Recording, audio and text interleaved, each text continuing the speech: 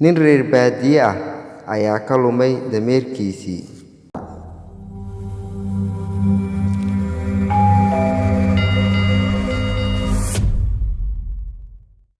dameerkii suu u raadinayay ayuu magaalo yimid.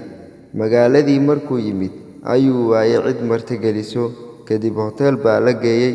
qolkii la geeyey ayuu ku yaabay qolka quruxdiisa iyo sariirta sida ay u libisan tahay, iyo isaga dharka uu qabo wasakhdooda. wuxuu go'aansaday inuu sariirta hoosteeda seexdo, albaabkiina muusan xirin.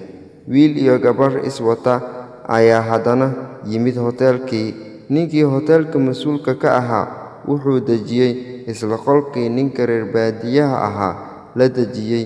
inuu iska tagay ayaa loo mooday, maadaama qolkii iska furan yahay, sariirtiina uusan jiifin.